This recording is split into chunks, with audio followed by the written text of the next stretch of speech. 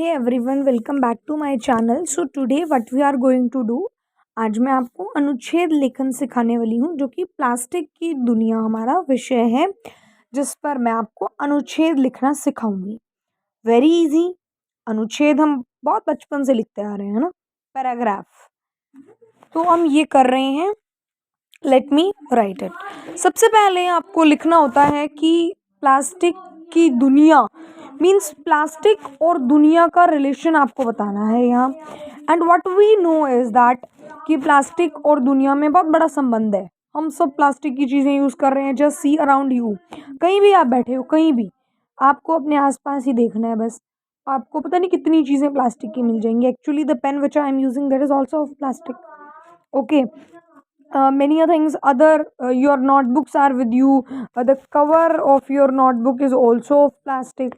Okay, so many things which you are having with you, they all are made up of plastic.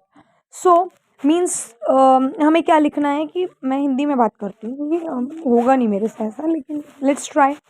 कि plastic की दुनिया हम लिख सकते हैं। पहला पॉइंट कि प्लास्टिक और दुनिया का बहुत गहरा संबंध है आपस में। या फिर आप लिख सकते हैं पहली लाइन कि प्लास्टिक और दुनिया का संबंध इतना प्रगाढ़ बन चुका है आजकल कि प्लास्टिक ना हो तो दुनिया नहीं चल पाएगी और दुनिया चल ही नहीं पाएगी, है ना। ये लाइन लिख सकते हैं। तो I am writing this line, second one. First जो लाइंस लिखनी थी वो मैं लिख चुकी हूँ, आप देख सकते हैं। वही लाइंस लिखी हैं मैंने कुछ। उसके बाद सेकेंडली अब हम क्या लिख सकते हैं, हम लिख सकते हैं कैसे, how you are showing that plastic के बगैर हम मतलब मुश्किल, दुनिया का चलना मुश्किल हो जाएगा या फिर कुछ भी, कैसे बता रहे हैं आप ऐसा।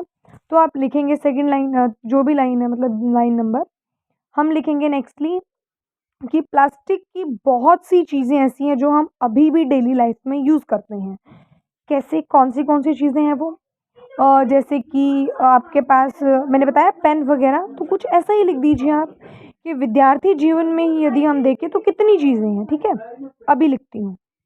सो ये मैंने लिखा है आगे कि विद्यार्थी जीवन में भी हम प्लास्टिक का बहुत यूज़ करते हैं और हमारे पास स्टील वगैरह की चीज़ें भी हैं, फिर भी हम इसका यूज़ कर रहे हैं। You may read it from here. Nextly हम लिखेंगे, सो गाइज मैंने आगे लाइन लिखी है कि प्लास्टिक वातावरण को ही नहीं, मनुष्य को और जानवरों को भी नुकसान पहुंचाता है, क्योंकि जो प्लास्टिक होता है उसकी चीज़ें अगर गाय खा लेती है तो वो मर जाती है ना। अब हम लिखेंगे यहाँ पर एक लाइन लिख सकते हैं हम क्या, मैं कहीं से देख के नहीं लिखवा रही, मैं सोच के लिखवा रही हूँ खुद से ही।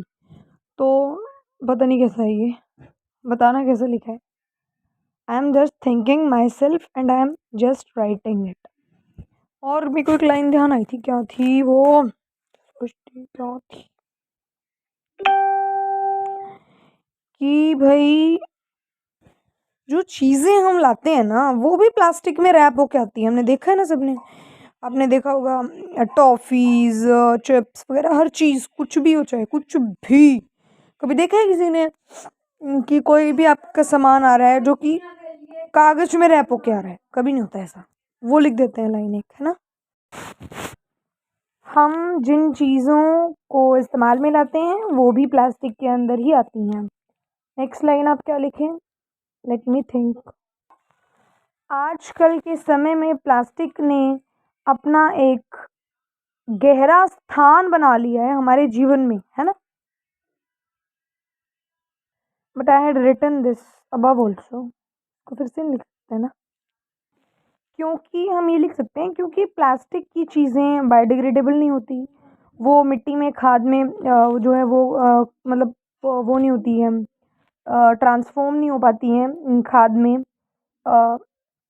तो इसीलिए प्लास्टिक को जलाना पड़ता है, मतलब कुछ ऐसा कि वो हार्म करता है बहुत ज़्यादा, क्योंकि वो ना तो खाद में कन्वर्ट हो सकता, जलने से वो इतना धुआं करता है। तो उसको आगे क्या कर सकते हैं हम, उसको रिसाइकलिंग भी कर सकते हैं। बट रिसाइकलिंग तो होती नहीं है तो प्लास्टिक की, हो जाती होगी लेकिन रैपर्स की तो नहीं होती ना रिसाइकलिंग, इसीलिए फिर हम यूज़ नहीं कर सकते हैं। लेट मी राइट कि वो बायोडिग्रेडेबल नहीं है।